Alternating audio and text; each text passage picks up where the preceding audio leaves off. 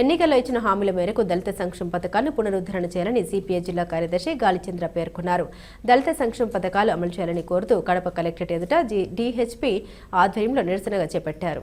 ఈ సందర్భంగా ఆయన మాట్లాడుతూ ఎస్సీ ఎస్టీ సప్లాన్ నిధుల్ని సక్రమంగా అమలు చేయాలని డిమాండ్ చేశారు. ఎన్డీఏ తెలుగుదేశం జనసేన కూటమి ప్రభుత్వం చెప్పిన మాట కట్టుబడి చంద్రబాబు ఏదైతే హామీ ఇచ్చారో తక్షణమే అమలు చేయాలని డిమాండ్ చేశారు. ఎస్సీ ఎస్టీ బీసీలకు కులాల వారీగా నిధులు కేటాయించడంలో నిర్లక్ష్యం చేయడమే కాకుండా నిధులు మళ్లించడం దౌర్భాగ్యమన్నారు.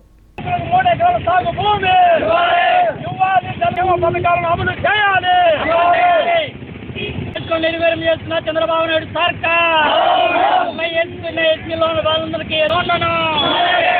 రాష్ట్రంలో దళితుల సమస్యలు పరిష్కారం చేయాలని, దళితుల సంక్షేమాన్ని విస్మరిస్తా ఉన్నటువంటి చంద్రబాబు నాయుడు సర్కారు యొక్క నిర్లక్ష్యానికి నిరసనగా ఇవాళ దళితులపై జరుగుతున్నటువంటి దాడిని అరికట్టాలని, దళితులకు విద్య వైద్యంతో పాటు ఉపాధి ఉద్యోగ అవకాశాలు భూమి ఇత్యాది అంశాలకు సంబంధించినటువంటి నిర్దిష్టమైనటువంటి ఎస్సీ ఎస్టీ సప్లాన్ నిధులను సక్రమమైనటువంటి పద్ధతిలో వినియోగించాలని డిమాండ్ చేస్తూ దళిత హక్కుల పోరాట సమితి చేపట్టినటువంటి ఆందోళన కార్యక్రమము ఈరోజు కడప కలెక్టరేట్ ఎదుట నిర్వహిస్తా ఉంది.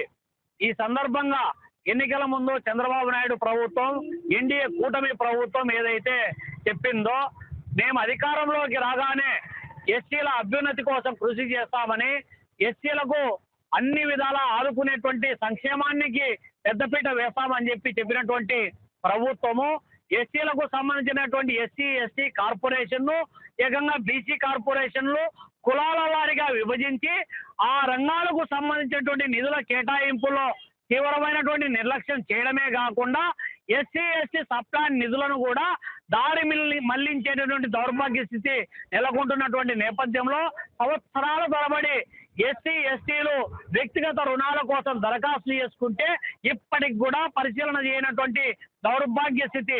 ఇది వరకే ఇచ్చినటువంటి ఎంఎస్ఎంఈల ద్వారా ఇచ్చినటువంటి వాళ్ళకు కూడా ఎస్సీకి సంబంధించినటువంటి ఎస్టీలకు సంబంధించినటువంటి బ్యాక్ అండ్ సబ్సిడీ నిధులు ఇప్పటికీ చెల్లించినటువంటి దౌర్భాగ్య స్థితి. మాట్లాడితే ఎస్సీల కోసం ఎంతో చేశామని చెప్తున్నటువంటి ప్రభుత్వము ఫ్రీ హోల్డ్ చేస్తానని చెబుతా ఉన్నాడు. అసైన్మెంట్ పేరుతో ఇచ్చినటువంటి ఎస్సీ ఎస్టీలకు ఇచ్చినటువంటి భూములు ఇవాళ కార్పొరేట్ కంపెనీలకు కట్టబెట్టాలని చూస్తా ఉన్నాడు. ఇవాళ రిజర్వేషన్లనే చరమగీతం పాడేటువంటి పద్ధతిలో రాష్ట్రంలో అమలవుతున్నటువంటి అవుట్ సోర్సింగ్ కాంట్రాక్టుల రంగాలలో ఎక్కడే కానీ రిజర్వేషన్లు అమలు కానటువంటి పరిస్థితి. ఇవాళ కడప లాంటి ప్రాంతాలలో డిక్సన్లో కావచ్చు, సెంచరీలో కావచ్చు, సిడి సాయి లాంటి ప్రైవేటు రంగాలలో ఎక్కడే కానీ రిజర్వేషన్లు అమలు కానటువంటి పరిస్థితి నెలకొంటున్నటువంటి నేపథ్యంలో ఉద్యోగాలు చేసేటువంటి ప్రభుత్వ ఉద్యోగుల పట్ల కూడా ఇవాళ కుల వివక్షత వెంటాడేటువంటి దౌర్భాగ్య స్థితి కొనసాగుతా ఉంది. దళితుల పైన దాడులు పెరుగుతా ఉన్నాయి. ఈ క్రమంలో గతంలో ఉన్నటువంటి బ్రైట్ బాయ్స్ కు సంబంధించినటువంటి స్కీమ్ రద్దు చేయబడింది. ఈ చొప్పున లెక్కేసుకుంటా పోతే ఏ రంగం కూడా ఎస్సీలకు సంబంధించినటువంటి జనాభా నిష్పత్తిన వాళ్లకు రావాల్సినటువంటి హక్కులు అవకాశాలు కల్పించడంలో తీవ్రమైనటువంటి నిర్లక్ష్యమే కాకుండా మెయిన్ సంపదను కొల్లగొట్టడానికి ఇసుక క్వారీలలో ఆధిపత్య కులాలు, మైనింగ్ లో లీజులలో ఆధిపత్య కులాలు, వైన్స్ లీజులు లేకపోతే ఇత్యాది అంశాలలో ప్రతి రంగంలో కూడా ఆధిపత్య కులాల సంపదంతా కొల్లగొట్టి పేదల కడుపు కొట్టేటువంటి దుర్మార్గపూరితమైనటువంటి చర్యలు ఏవైతే ఉన్నాయో వాటిని ఉపసంహరించుకోవాల్సినటువంటి అవసరం బాధ్యత ఉంది. అంతవరకు డిహెచ్బిఎస్ పోరాటం కొనసాగిస్తుందని హెచ్చరిస్తా ఉన్నాం.